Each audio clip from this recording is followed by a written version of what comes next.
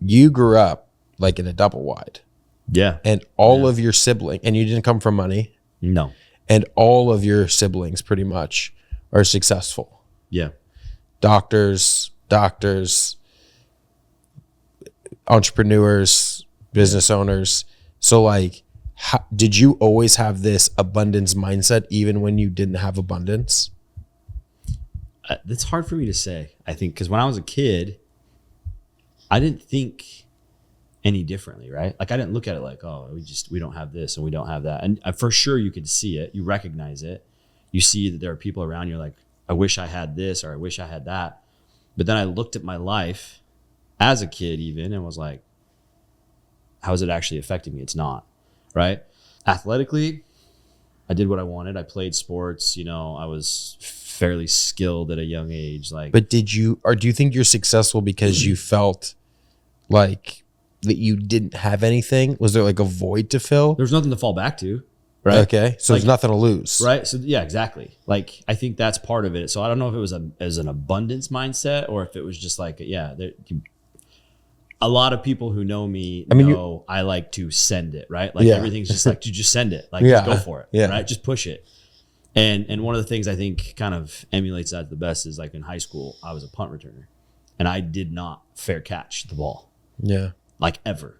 My high school coach hated it. He's like, he went to my dad once after game. He's like, he's going to kill me because he doesn't fair catch.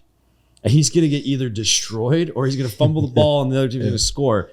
But for me, it was always like, send it, right? It was an adrenaline rush for me where it's just like, I've got 11 guys rushing at me. And if I can beat all of them, we score a touchdown. Yeah. Right? What are the odds? Did you ever do it? Good.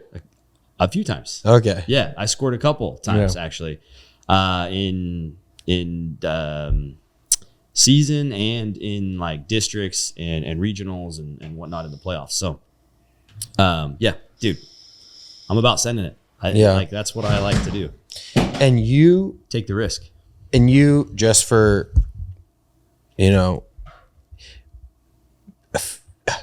impress, I don't know, like you sold a company for 120 something million. Yeah. From nothing. Well, yeah. I mean, you built it. Yeah, we built it. Now you're going for round 2. We're trying to. That's freaking awesome. Again, so, okay. So you grew up, you had nothing, but you played sports and you felt good and you were always confident and you always kind of had this mindset of send it. Because you got nothing to lose. Yeah. And what do you think the other catalysts are? I think my parents were pretty good at pushing us, like as kids, to try new things, just push the boundaries. Like I don't think any of us were ever put into a box that was just like, this is who you are. This is what you have to be, right? If you make mistakes or if you do that, like, there was no mold essentially for us that we had to follow almost, right? It was just kind of like, you go do you, right? Be you. This is who you are. Like you have the world at your fingertips. Go figure out what it is that makes you happy. I didn't have to become a doctor or an attorney or even a farmer, which is what my dad was doing at the time, right? Like he, and he was a farm manager. He wasn't, he had owned land and lost it. Yeah. But we didn't have anything that we had to become necessarily. It was more of just like, what did you want to become? Is this what you wanted to become? Seems like you wanted to be like an athlete. I did want to be an athlete. Okay. Yeah. Actually, we had a funny conversation about that the other day. I am maybe an inch taller than what I was in middle school. So I was bigger kid. Yeah. Right? Not very big. Obviously, I'm 5'7". But for middle school, I was like 5'5", 5'6". Yeah, and that was kind of the trajectory. It was just like, hey, I was going into high school. I was already being talked about. Like I was super excited about it, and then I didn't grow. And so while I was in high school, it was kind of disappointing. Everyone started growing. Freshman year, sophomore year, and I was not. Like I just stopped. So I remember having a conversation with my dad and I was pretty bummed about it. Like everyone's growing. I'm done. Like I was just going to quit everything. I'm not playing football. I'm not playing basketball. I'm not playing soccer. And mind you, at the time, like I was on varsity already. Like I had already, even then I was still good enough, to play, but I just wasn't impressed with myself at that point. I was over it. And so I was just like, I'm out, I'm done. So I could quit. And then my dad kind of talked me into it a little bit and pushed me again, just like, hey, maybe this isn't the right time to make that decision. Give it a minute. And I didn't. And so I had to kind of reinvent myself a little bit in terms of what I was going to do, how I was going to do it in sports wise. And that's what I did basically. It's just like I had to push myself again. Was your dad like a source of motivation for you growing up? I think so. Yeah. I think he was like tough love push though, right? It wasn't like. Give me an example of tough love. Like he expected more out of me, right? So when he coached me, and I was younger and I screwed off, let's say, like I remember one practice, I was probably 11 or 12 and I did a 360 layup and just kind of like went and laid it up and I made it. And he made me run laps because that wasn't what I was supposed to be doing. Right. Like I was kind of a high energy, just goofing off kid. And so I went and everyone was laying up. And then I did a 360, laid it up. And he was like, he caught me doing it and he was like 5 laps. So even though your dad was, if I understand it, he was never like very successful, just had, a normal job. Yeah. But he wanted to, what for you guys? Well, I think like, he was afraid, right? Because he had already technically failed, right? In like where he went out and he got a farm. They had some issues with it. Basically the well broke that was irrigating his farm.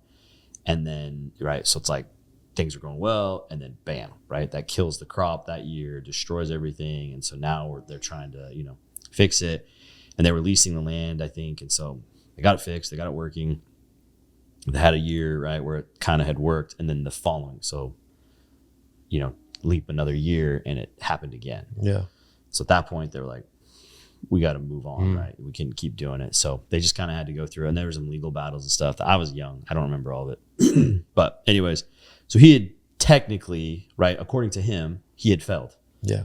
And I think from that, he was just kind of like, all right, this is who I'm going to be. And this is what I'm going to do. But I can still, this is probably what I assume anyways. I can still push these guys, right? That's awesome. And I think had it not been for your dad, do you think your trajectory would have been different?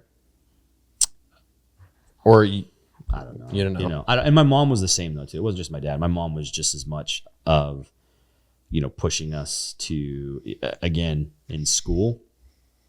I wasn't the best student. I was always goofing off. Come on, sit down. I was chasing ladies.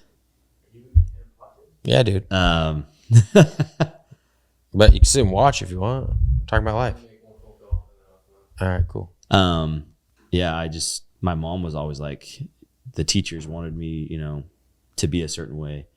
The doctors wanted to put me on medication because for what?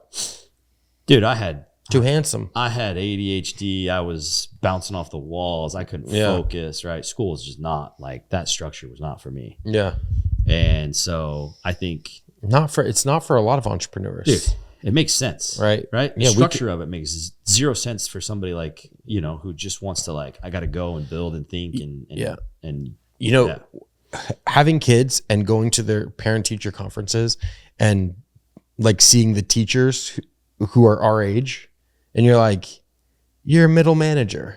I know what you look like. We deal with you.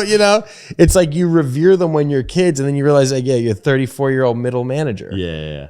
And you're trying to tell me to sit down, and I want to go do things, right, and invent things, and ask questions, and get in trouble, and find all the areas that you can't go. And that's not what school's set up for. School's set up for you to work in a factory. And man, we've had so many people on this podcast talking about like the world is just going to change and that factory job doesn't exist for you anymore. And all the people are just holding on to their jobs and the old ways they used to do things. But it's a different world. It is. And it has nothing to do with what you just said, but no, I think it does though, because back then, right, you weren't allowed to think like that. We didn't think like that. We see it now. And we're like, dude, that doesn't make sense. It doesn't fit. The mold doesn't fit. The box doesn't fit. It's just totally different. And that's one of the things that I struggle with my own kids now. Because to your point, right? You go in, you're just like my 13-year-old knows more about AI than probably 90% of his teachers. He's 3D printing things. Yeah, he's 3D printing. He's building stuff. He uses AI. He's hooked up things for me through it. Like he's doing stuff all the time, every day, right? He's coding. He's building stuff out. You know, he's kind of very engineer minded, and he does phenomenal in school though. Like he's great in school. Yeah, but he also, the structure of school still doesn't fit him. It's too slow. Like for him, it's too slow. Yeah. He needs more. He needs to be pushed more. Yeah. He could probably graduate. He'll probably graduate early. And that's kind of where like, it's making me think differently about him. It's like, all right, like, I don't know. When I was growing up, it was always just like, all right, I go to kindergarten, then I go to first grade, then I go to second grade, you know, and then I graduate. With him, it's like, how do we get him out of this sooner? Yeah. How do we push him? You know, and so, but then I have the other side of the spectrum as well. I have other kids where, you know, we do have to think about, all right, we got to get him focused and get her, you know, those types of things. So I have both ranges basically. What do you like better? I mean, it just depends on the moment.